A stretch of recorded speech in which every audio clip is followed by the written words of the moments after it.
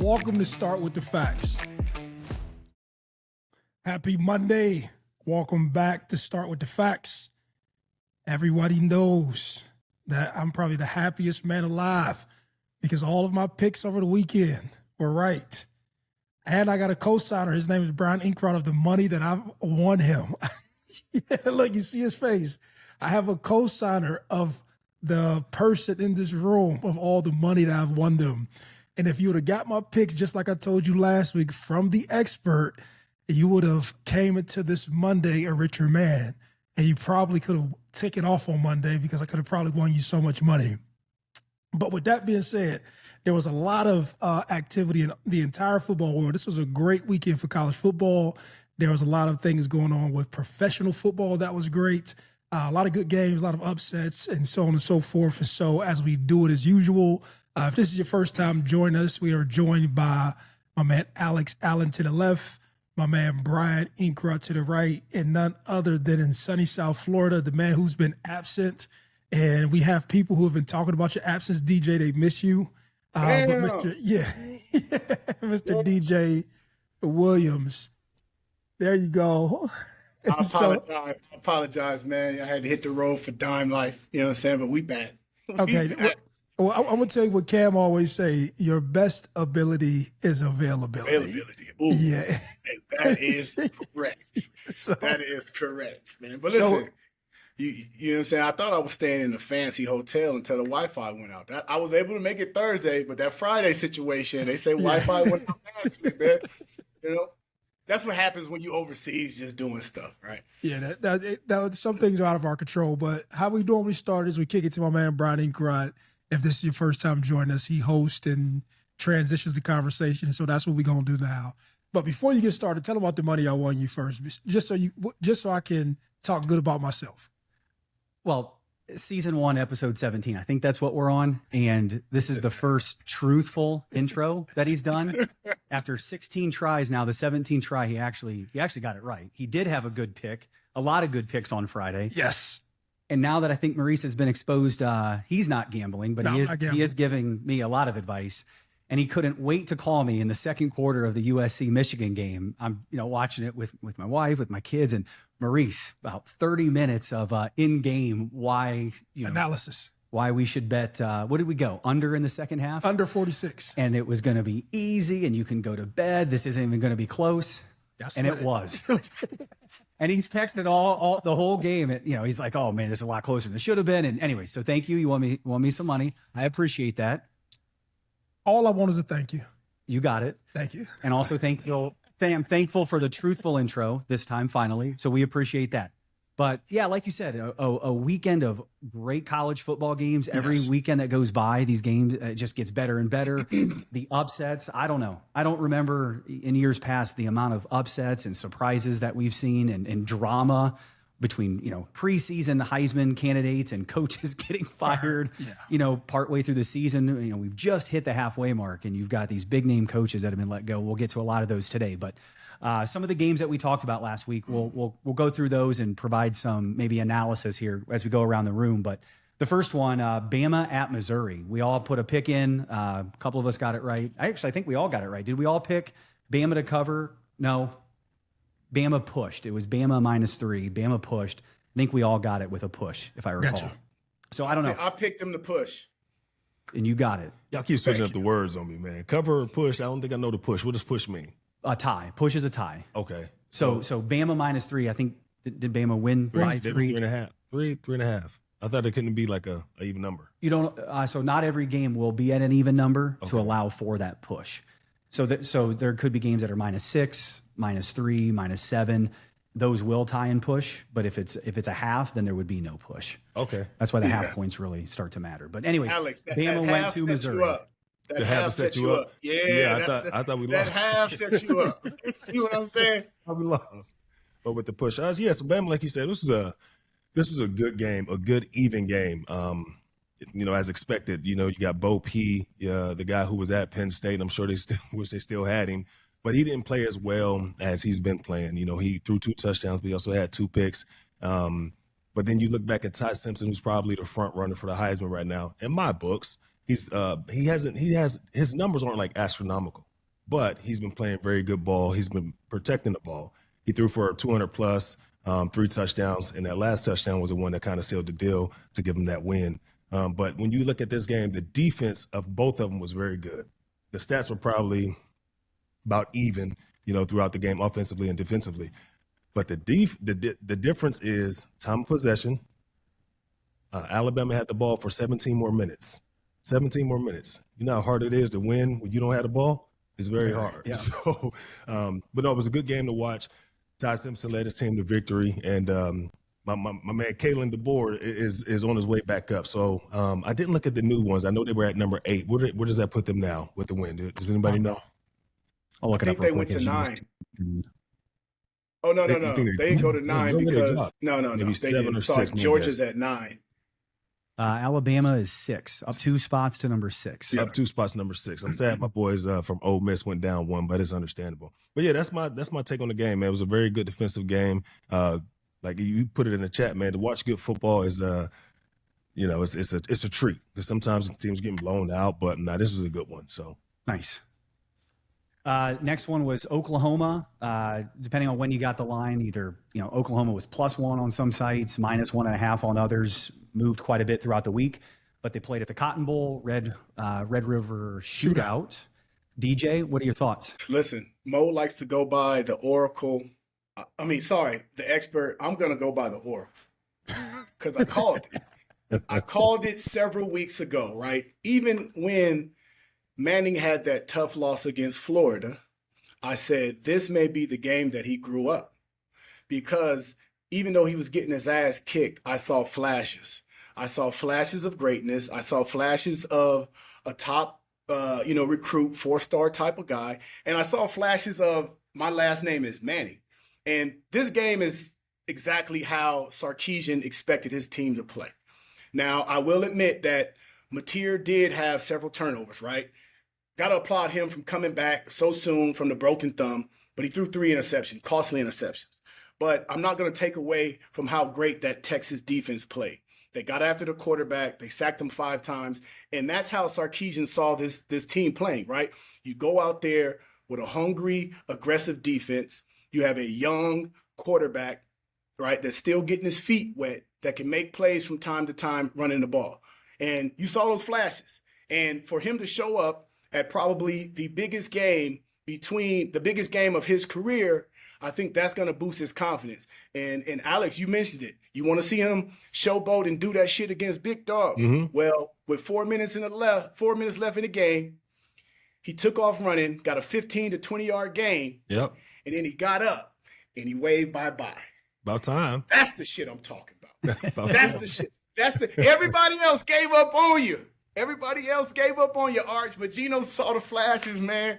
So you got to just call me the Oracle. But now, what does this mean for Texas, right? Does this mean that they're back in the hunt? It's great to see that, they're back within the top 25. They still got, a gauntlet to go through. But I think this is something that they can build on. Archie doesn't play well unless his defense plays well. That is the formula. That's the formula of this team. I believe that was the thought process going into the season. Yeah. Yes. Going into this season, right? I don't think Sark ever thought that Arch was going to go out, throw for 350, run for 2 touchdowns, throw for 2 touchdowns, and have no interceptions. No. What was going to happen is they were going to have one of the best defense in the country, right? They were going to play the field position game, right? Keep scores down and let Arch kind of do his thing when he needs to, run with the ball and things like that. And again, just a great game by Arch Manning. I think his confidence is back. I never thought his confidence wavered. And again, those flashes were seen again, and he went in a tough game, a rivalry game, right? And literally outplayed an individual that was, one of the front runners for the Heisman. But again, Mateer was injured, came back, within 3 weeks from a broken thumb. I think if he's fully healthy, I don't see him making that many mistakes that he made. I see him being more aggressive when the pocket collapses and him running. So maybe Texas doesn't get, that many sacks. But again, not taking anything away from the Texas Longhorns. That defense came out hungry, and it's just great to see Arch go out there and ball and look happy and look confident. DJ, I want to ask you a question. So Texas now ranked 21 in the AP poll as of yesterday. They're 4-2 on the season, right? I'm going to read off the rest of their schedule, and I want you to tell me if they make the college football playoff. Kentucky, Mississippi State, Vanderbilt, Georgia, Arkansas, and Texas A&M left on the schedule. At 4-2, with that remaining, do they make the CFP? Damn. The games that stand out to me is Vandy. Vandy's going to be a tough out, right? Vandy isn't the Vandy of old. Georgia's going to be a fucking dog fight. And then you have Texas A&M, which is, probably one of the games. And that game's at Hold on. No. I don't. Again, you want to bet right now? Do you want to bet right now that they'll lose all three? Do you want to that they'll lose all three? Now? That they lose all three? No, they're gonna lose. They're gonna lose to Georgia. And they're gonna lose to Texas A&M. Now look at now. I didn't even know you could play DB. Now you backpedaling. Your first words were they losing those games, and now they're losing to the Georgia, and they're definitely losing to Texas A&M. Let me say something. At Georgia, home Texas A&M. Loss. They can't beat both of them. No. Run it. Let's bet. Whatever you want to bet. Here's why. Listen. I look at your ego is getting you in trouble right now. No, it's not. No. I look at the game versus Texas A&M. Going to be a similar situation to the Red River Shootout, except for that it's at home. Have you seen Texas A&M play? I have. But hold on. We can't forget what we've been saying about this Oklahoma defense all season long. Yeah. Okay. And what happened to them? Okay. So can I go here? The only thing I was going to let you finish your point. I would say this is my unemotional analysis from here, what you said. When you sit out, timing is off, right? So I would imagine Mateer's timing had to be off, which makes him cause it to throw those turnovers, which brings a ton of momentum and a ton of energy that is injected into the Texas team, right?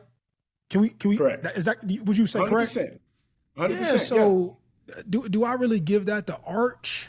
I don't really give that to him. I'd say the defense caused a stir. But do I think that that's about to happen with Texas A&M, and do I think that's about to happen with Georgia? No. These are great, sound football teams. Kirby Smart, and I don't know who that other guy is who just took over for Texas A&M, but he has them boys playing well. I'm going the opposite direction of me being critical of Arch. I think that he's being criticized. I think that we think that we're criticizing him a lot because of social media. You hear everybody's opinion. But I just don't believe he's as good as advertised. I don't even think he has that upside. That's just my opinion. I think he can run, but I don't think he's a dynamic player or some top 5 pick that everybody said he was. And that's just my personal opinion from watching him. But what I'm saying is, go ahead.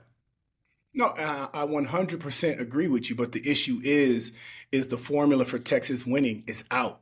Everybody in the country knows it and they understand it. Defense. Yeah, we're not going to disagree there. If we are going to make it into the college football playoffs, you got to be fucking dogs. That's it. And we can agree to that. So what I'm saying is, I'm not saying they're gonna beat Texas A&M because of Archie Manning. I'm saying this because everybody now knows how Texas has to win the game. Now the pressure is off of Arch. The pressure is on that Texas defense, and because of that, I think that they will be able to stand up because, again, they are still one of the top defense in the country. We can agree to that. If you look at that Ohio State-Texas game, right, at the end of the day. Good defense. Yeah, saying they were still, I'm still coddling my dog that game. But he opened up this week. I watched the game. I ain't going to say nothing. Opened up a little bit. But, again, that Texas defense showed you that they are elite. So that's what I'm banking on. I'm not banking on Arch running for 2 touchdowns, swagging out and slinging that thing around. I'm banking on his confidence is up. Slinging that thing around. Yeah. Hey, DJ, I do have a question, man. Yes. So, I can't even repeat it.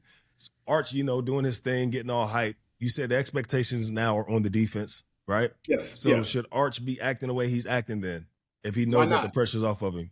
Why not? Ken Dorsey did it. Ken Dorsey, listen, you guys don't listen. Ken Dorsey, the Tom Brady's of the world, the Patrick Mahomes of the world. What do? They run up and they get in defenders' face. Yeah, but they ball. No. They ain't finna do shit. Because everybody else got their back. They do know is them dog. Listen, it's just like Troy. If they lay one hair on them for 300, right? If they lay one hair on them, We unleashed the whole Athens of Greece. That's what it's about, dog. That's fair. I just wanted to know. Yes, Arch gets the swag out because he got those dogs behind him, and that's where the confidence comes. Ken Dorsey was 6'5", 176 pounds. What? Yeah. And Ken Dorsey used to come up and bark. Half our team had dreads and gold teeth, and was ready. He was ready. So he's still a pretender then if he's doing all of that. No, it's not a pretender. That's what it's called. That's playing quarterback. Okay. That's playing quarterback, dog. That's what the greats do. That's what they do. That's what the greats do. We missed you Friday, DJ. We sure missed you. All right, let's talk Florida at Texas A&M. Texas A&M wins 34-17. I think the score is a little deceiving. That game was 24-17 with about 12 minutes to go in the fourth quarter. Florida's driving. They have the ball at midfield, and I think it was 4th and 7. And instead of punting and trying to pin A&M deep, Billy Napier goes for it. Lagway throws an incomplete pass, and Florida marches down the field and scores. So Florida had it, right? Like Florida's whole season has been this up and down roller coaster, coming off a big win at home against Texas the week prior. They go to Florida State. They're super competitive up until the last couple minutes of the game. Some interesting facts, though. Billy Napier in Florida are now 0-14 on the road in his tenure against ranked opponents. So they're just not getting it done against quality teams. Florida's 3 of their final 5 games are going to be against top 25 teams: Georgia, at Ole Miss, and at home against Tennessee. My question for you guys is, does Billy Napier make it to the end of the season? No, man, he'll make it. He might not make it by the time we're done shooting his podcast. And I think they have Mississippi State this week for homecoming. So you're gonna have a packed swamp, right? Everybody's gonna be up for this game. Mississippi State, I think, is better than most people give them credit for. If Mississippi State beats Florida the swamp, I don't even think it matters. I think he is out of there. I told Alex last week. I said, Alex, DJ Lagway isn't back. DJ, Alex, your Archie Manning is his love affair with DJ. Correction. I don't have a love affair. He just played well with his number 1 receiver. I had to give him a credit. He in love with Buddy on Ole Miss. Yeah. He prefer him out the portal. Chambers, yeah, he prefer him out the portal. Yeah. This whole segment. Somebody can jump in on this part. We all done. That's to me. So, 2 things. Billy Napier is gone after the season. I don't care. Billy Napier can go beat Mississippi State.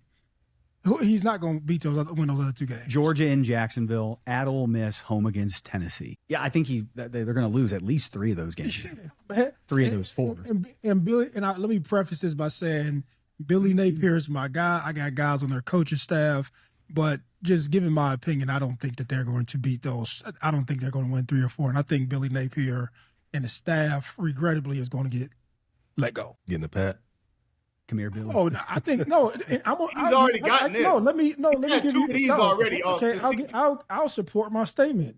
I think when you have so many college coaches getting eliminated or fired, I think the pressure there now is if you're going to get rid of your guy, you have to go into the market of all the free agents.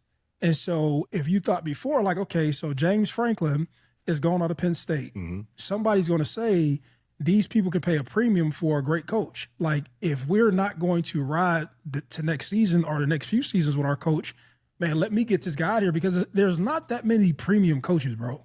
You know, and that's my statement on it. So you have Mike Gundy going from there. You have Virginia Tech. You have James Franklin. You're about to have Billy Napier. I know I'm missing UCLA out. You got they probably got that vacancy filled. Trent Dilfer at UCF out. You got, Oregon State's coach, for what it's worth, was just like, dude, not even halfway through the season. But the point I'm making is, if I'm done, if Alex is my coach and I'm done with my coach, and I think I'm going to be done with him, even if I was on the fence, let me push him out of there, because there may be somebody in the market that we want to pursue and get before somebody else picks him up. That was my opinion. Did you put him on that list of buyouts? I can't remember. Napier? Yeah. I didn't see it, but I'll look it up when we get into the next. I'm just wondering if he was on that list of buyouts, because that's interesting. Brian, to throw a curveball, right?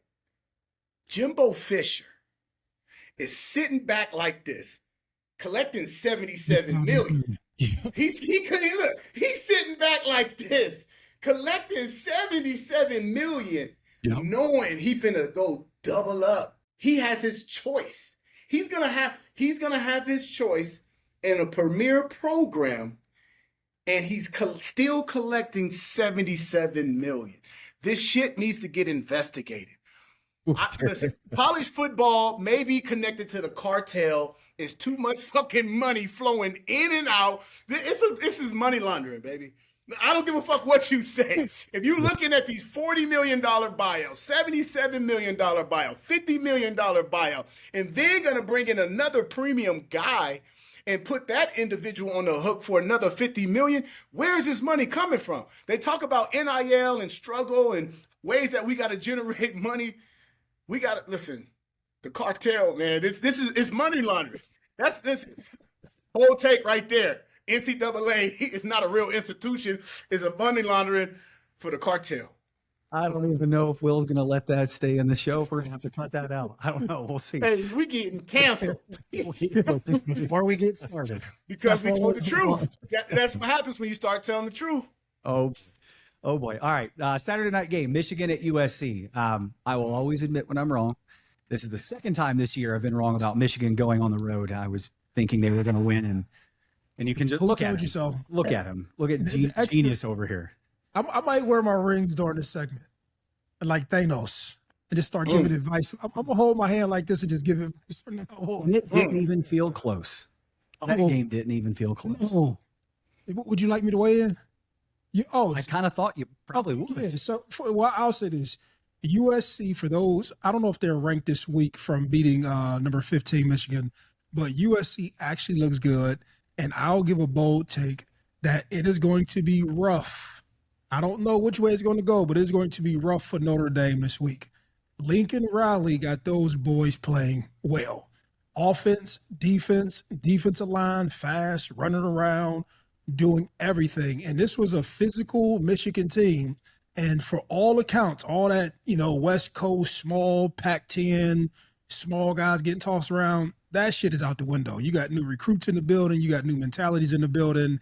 And USC, I don't know what happened at the beginning of the season for them not to be ranked, but I looked at this team and I said, shit.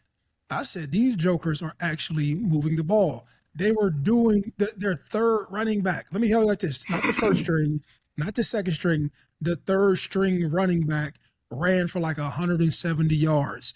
And schematically, they were opening up holes, moving guys around, tossing three techniques, tossing shades. And those are defensive linemen for people who don't know. And I said, these boys are dangerous. And then all of the schematic stuff that he was throwing at their defense, I thought to myself, I said, man, these dudes would be hell if they actually played somebody other than Michigan, if they actually played a top 10 team. And then their defense was legit. They figured out how to stop Bryce Underwood. You stop Bryce Underwood by keeping that joker in the pocket and making him process a defense. He can't do that. They start tapping. DJ, you know this. Yeah. They start tapping number 22, whatever his name is, the running back from Michigan. Yep. So as much as he was delivering blows to everybody all season, on pass blitzing, teeing off on him. My man about the third quarter grabbed him ribs, was like, yo, I'm used to delivering pain. Mm-hmm. Shut it down. I'm used to delivering, because all that, what disrupts a running back more than anything is somebody who has tempo steps, is when a defensive line gets disrupted, because you're trying to find the flow. And when somebody disrupts your flow, and you start having to bounce everywhere, and people are closing lanes and closing gaps and closing cuts and start teeing off on you, all that stuff is out the window. And so I say all that to say USC is very good. They've given you the formula of how to beat Michigan, keep that joker in the pocket, win the running game, because they put 160 yards upon them. And I don't know, I can go on and on about this, but I do want to say that I was very impressed by USC. And I think the game to watch next week, the premier game, is actually USC versus Notre Dame. So Maurice, you mentioned, what were they ranked? They're 20 right now in the AP poll. So so they're ranked 20. Their only loss, they're 5-1. Their only loss was on the road to Illinois, who was probably ranked. Who was ranked, right? So I think Illinois was 23 at the time. And that was that game that was a 9 a.m. Pacific start time, right? Like it was an early kickoff. They traveled across the country, kind of a weird time zone thing for them. Oh, so it'd have been 9 a.m. their time. 9 a.m. their time. Go ahead. Yep. So, I mean, USC at 5-1, I feel like, surprisingly is a little under the radar at this point. Okay, so prior to Saturday. Okay, Notre Dame is ranked what? Notre Dame is 13. They beat Notre Dame, they're going into the playoffs. Because they have a chance to win out. Their remaining schedule at Nebraska, home Northwestern, home Iowa, at Oregon, which they go beat at Oregon, home UCLA. They beat Notre Dame. They beat Oregon at home. They're going to the playoffs. Well, at that point, they can still lose. They're probably 11-1 playing in the Big Ten championship. Yeah, no, they can still lose. They can lose to Oregon and still make it. Oregon just lost. I don't know where they're at. That's what I'm saying. No, but I'm saying SC wins out, beats Oregon, but loses to Notre Dame. Right? I think they can still make it. And I don't think now Oregon will have its second loss, and SC would have the same record, but SC would have one up on them. So we know majority of the schools that are getting to the college playoffs are coming out of the Big Ten and the SEC. Yes, well, correct. Right? I don't know. I could blurb about this. I didn't want to blurb on, but you see, I'm actually impressed by USC. I'm just putting that on the record. So again, a lot of upsets this weekend. Some unranked teams beating ranked teams. Obviously, a big one, Northwestern going to Penn State and winning in State College. Colorado over Iowa State. Indiana over Oregon. Yeah, two top 10 ranked teams, but that's still an upset. Indiana going to Oregon and coming out with a win. And then unranked Pitt over Florida State. Of those games this weekend, and by the way, we almost had Washington State over Ole Miss, which would have been, they were 24-point dogs in that game, and Ole Miss was lucky to escape with a win. Oh wow! That's why they dropped in the AP polls. But of those games we just mentioned, in your guys' opinion, who had the biggest upset? Penn State Northwestern.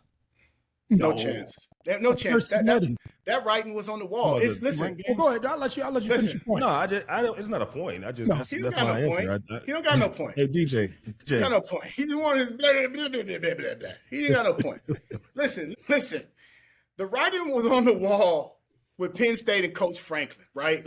We knew he was going to lose 2 to 3 more games. We don't know who it was going to be to, but he's lost the team. The fire's not in him, and we see that in the interviews after the game, right? Standing in the middle of the field, just looking off and all, right? But again, he getting 50 mil, so it's okay. But the biggest upset, and look, I'm wearing this Dime Life Bane shirt because, like Mo says, I'm only hanging out with winners right now, right? Somebody that's not being spoken about enough is Reuben Bane Jr. Keep the junior on it. Up in the Heisman conversation. And then look, you know I got props, baby. You know what I'm saying? You know I got props, baby. You know I got props, man. Listen here. My bold take, Signetti is the best coach in college football right now. To go into that atmosphere, yes, Oregon Stadium isn't huge, but again, the crowd gets behind them. It gets very loud. Everybody was talking about the quarterback more. Everybody was hyped about what Oregon had went on the road and did in the Penn State whiteout, where the shit got done back to you. And the reason that it's the biggest upset is because Indiana does not have one 5-star on their roster. Indiana has on paper, they have the 74th best ranked team. To go into that environment, do what they did to that team, it proves that he's the best coach. It proves that all the shit that people were talking about Indiana last year was wrong and incorrect. Yeah. And when you look at Signetti, he is the best. This is my bold take, Brian. You know I don't do shit in order. When you look at Signetti, he is the best coach in college football for one reason and one reason only. He understands the portal shit better than anybody because he lived in that JMU world. He lived in that D1 AA. He lives in that mid-major world, right? So he was around a bunch of these kids that had talent, had been looked over. So he can assess talent more than any coach in college football right now, right? Because, and this is not a shot. The Ryan Days, the Christian Balls of the world, the Sarkeesians of the world, they looking at 5 stars. right? They're assessing top-level talent. What Signetti is doing is finding a kid that maybe has no stars or 3-star, and he's figuring out what makes these kids tick. He's getting kids that kind of have an ego like him. If you look at Signetti, he was a part of that Alabama coaching staff, right? The Kirby Smarts, the Sarkisian, all of those guys have great names, a lot of stuff about him. Listen, Signetti doesn't have that personality. He's like the grumpy ass old man, right? And now you're seeing him do some shit and develop these kids like no other coach is doing it. That's the biggest upset. The reason it's the biggest upset is because somehow, some way, Indiana, when it comes to college football, is on the fucking map. Go on. Yeah, hey DJ. What's up? Hey, The he biggest gonna have a whole Indiana. Oh my God. College kids in the crowd. Hey They need to be at the DJ, game. go ahead and smoke your They need to bogey, be man. running up. Let me They need to talk be my running talk. up. I think the Penn State Go ahead, one do your is an upset just because nobody expected Northwestern to win, right? You get that. So Yeah. everybody's Nobody upset. expected Penn State to State's win. upset. Penn State's Nobody upset. expected Penn State to The win. fans are upset. Everybody's upset. Franklin and his family, they're upset. I hope he get another job. But that's the biggest upset right there, man. Nobody expected that to happen. And so, I think about Indiana and Oregon. I've watched Indiana play. I've been watching them play. They're not a bad team. So in my eyes, DJ, because this is my take, it wasn't an upset for me. I wouldn't say I expected them to win, but it was also one of those things like this can go either way. But once I start seeing these guys play ball, and I think I told you guys, man, this was Big Ten football on the side of Indiana. They bullied Oregon. You know what I mean? mean it's your And turn? so they bullied Oregon. And so for me, I was like, yeah, that's not an upset. Once you start bullying somebody, it's over. So This John Turkey Mo. What are you talking about? Hey. It's my Penn State to Northwestern. I don't know. This whole segment feels like whole segment feels like herding cats. I don't know how we went from biggest upset to Ruben Bain for Heisman. He'll do nothing in order. The DJ smoking a cigarette. I got to get that shameless Dine Life plug. Dine Life merch. Dine Life com, baby. To the Dime Life plug. Yeah, I agree. Northwestern over Penn State. I mean, nobody that I know of saw that one coming. Northwestern stinks.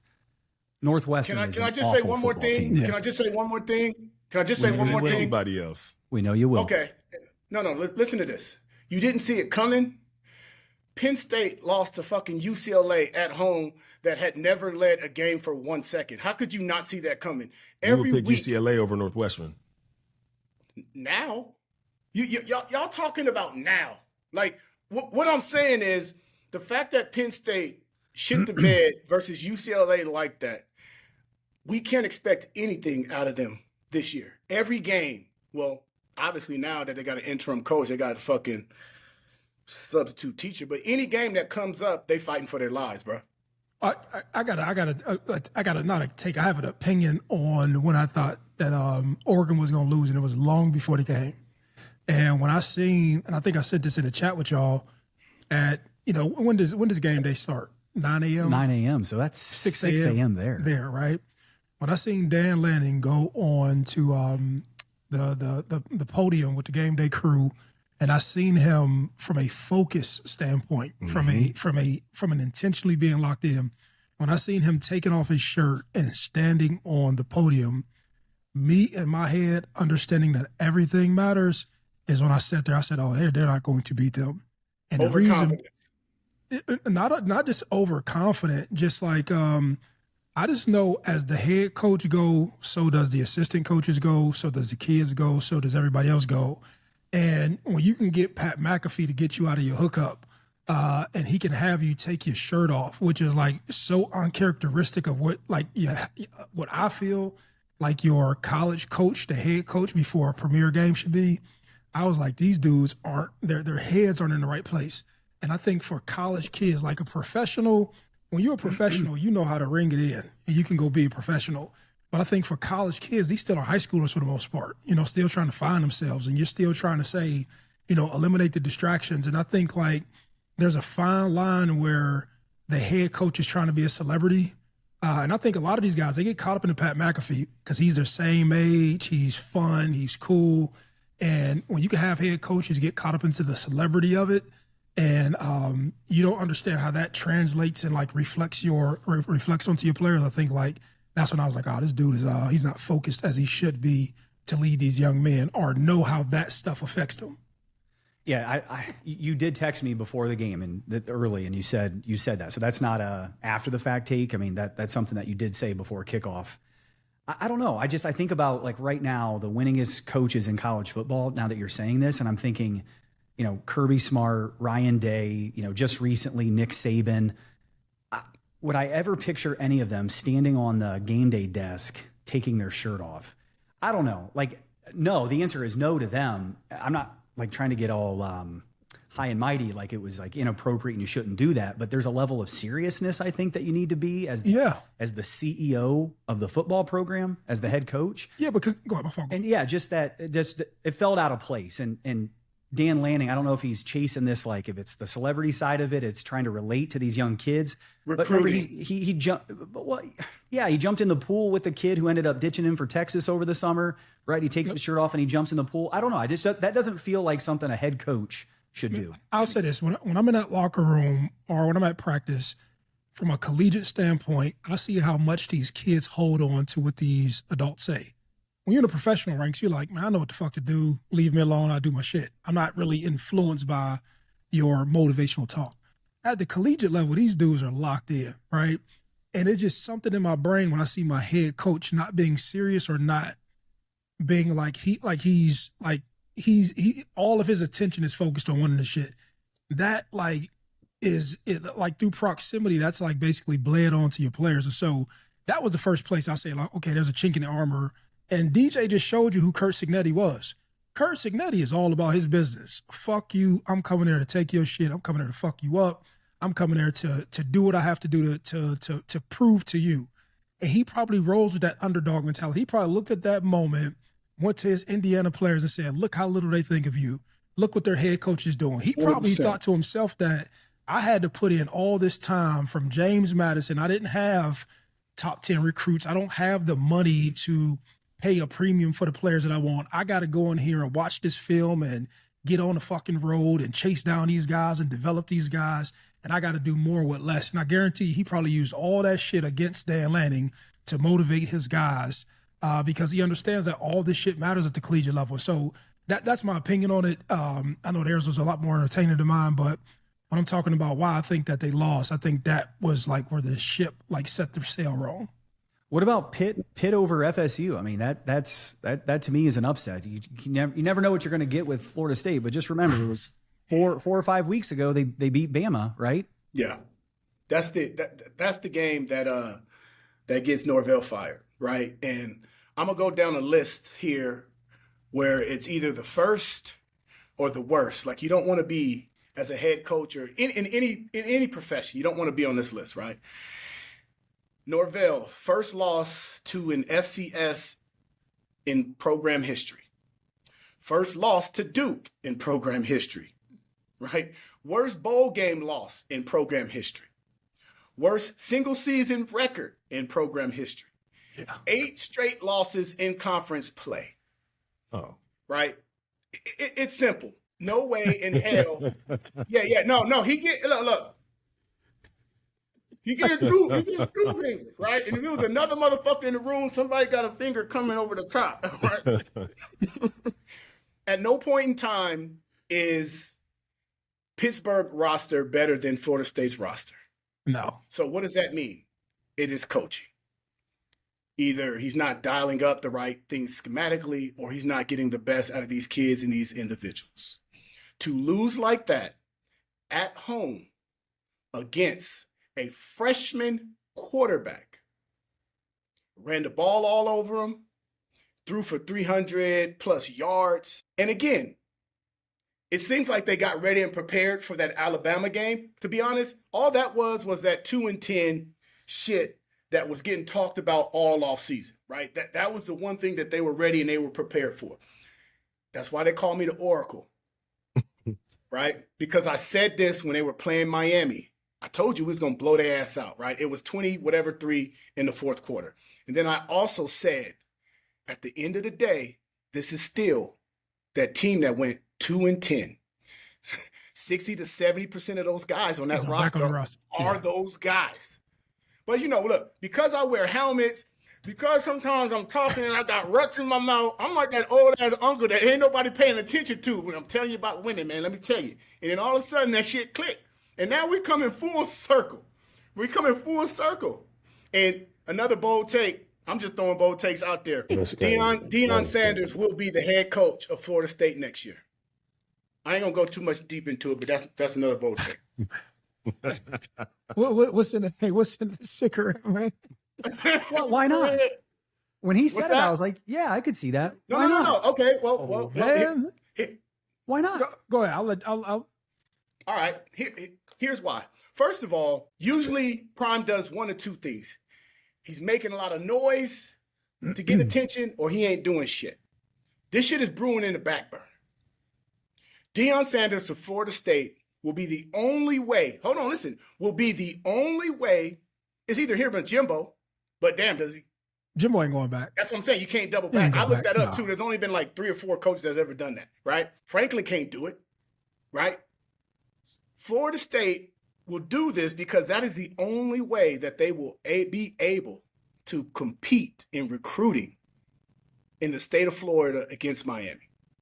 That is it. If you bring Prime back, Prime will be able to challenge Cristobal in the state of Florida. I agree. Right?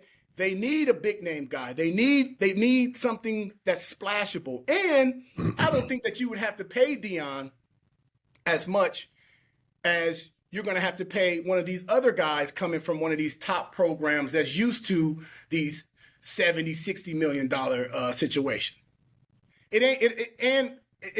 I don't think it's ever going to work at Colorado because I don't think Deion is ever going to be able to constantly get. He can't get the guys there. Exactly. So he need to go somewhere where he can get guys. He ain't going to fit in Arkansas. So listen, Coach Prime is here to stay in college football. What we have to look at is how many places is he eliminated from going to because of his personality and the attention and everything that he's going to bring. Penn State, no. Right? Arkansas, hell no. Right? He coming with too many naysayers, man. The energy is too much over there.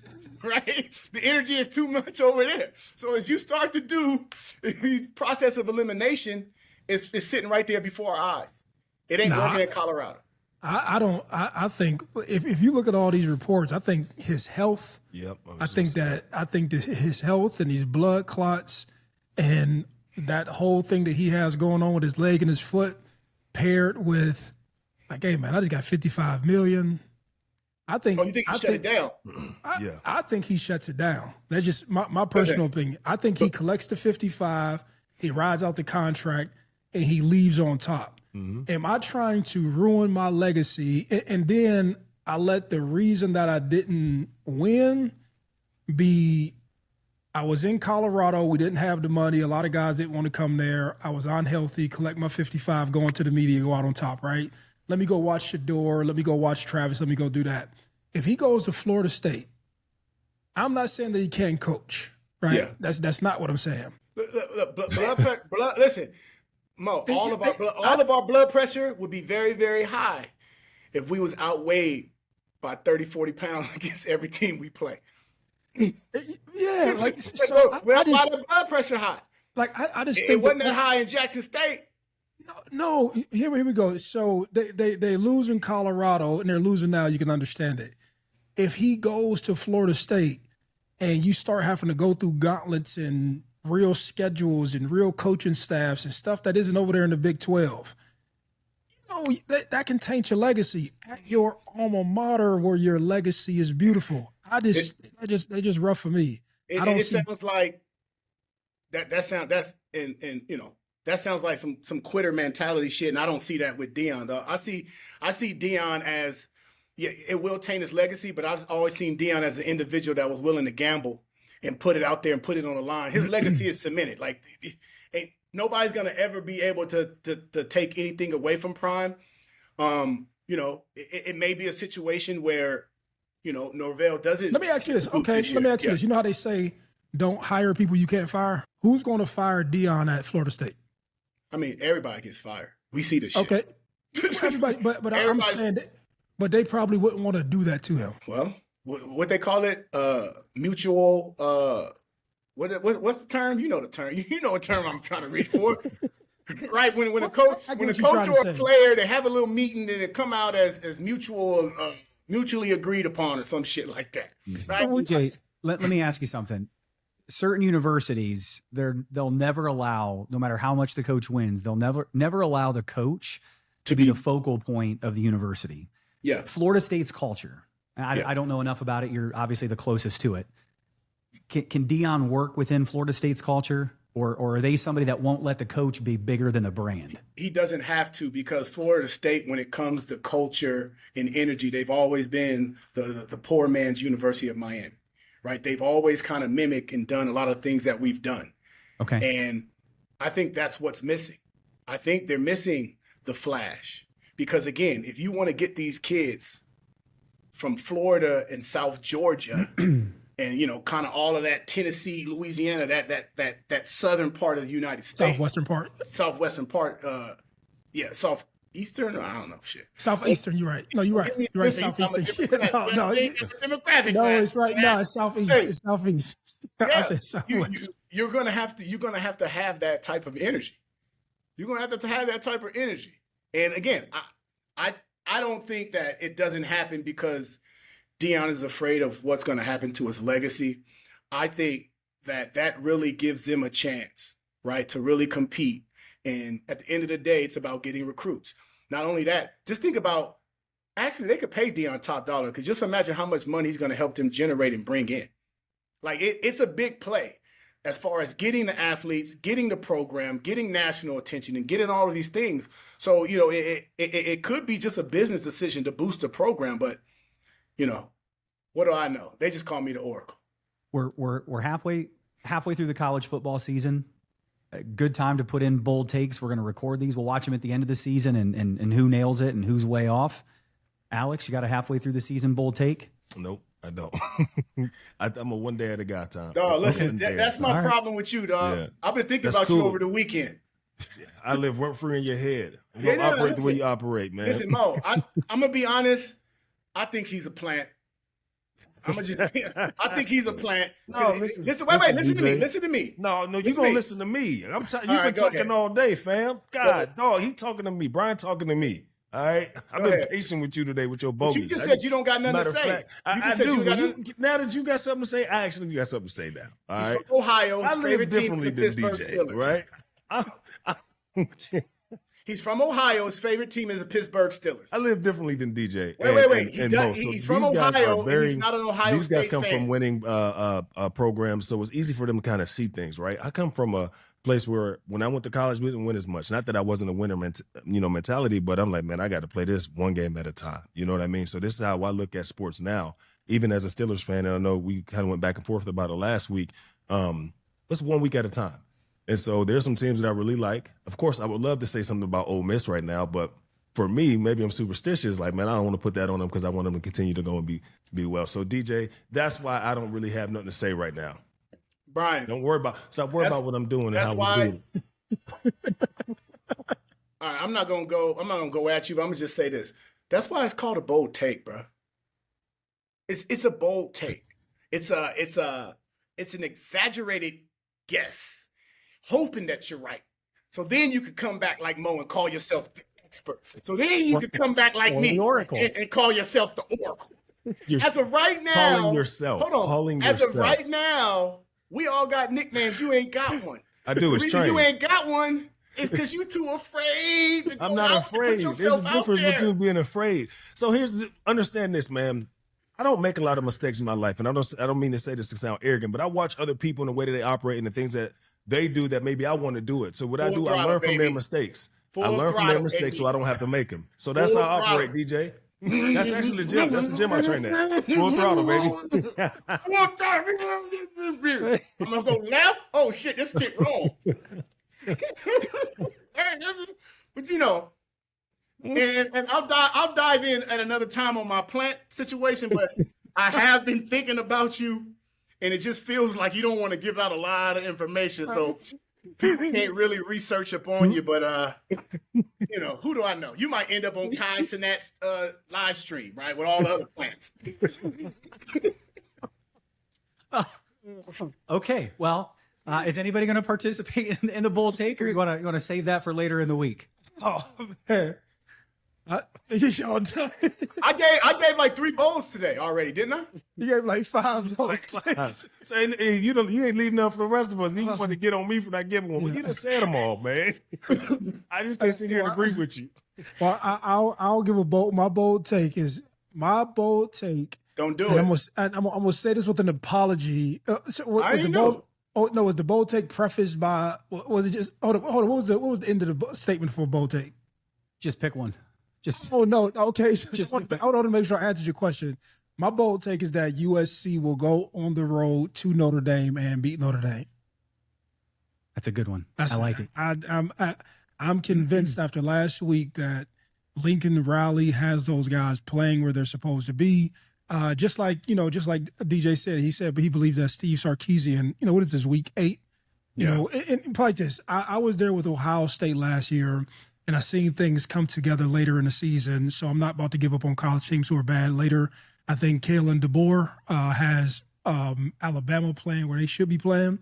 You know what I mean? But with my own 2 eyes, I seen Lincoln Riley and what those boys for USC did. And I said, man, these guys are good. So I think they'll beat Notre Dame this week. I thought I got one, Brian. Real quick, I'll be quick, I promise. I thought when you were asking that question, it was about the bold prediction, who you think is going to be where, okay? So if that wasn't it, then I didn't have a bold take. But when we were talking about, I didn't miss it. I can always back me. When we were talking about Texas and the gauntlet that they have, I think if they go down and lose to Georgia, that may set up Arkansas, whether you believe it or not, Arkansas to go out and maybe sneak a win in on Texas after. Bro, you just looked in your phone off camera for that. No, I didn't look at my phone. No, listen, and I'm telling you why I'm talking about Arkansas, because my little bro play for him, and I watch them weekly, right?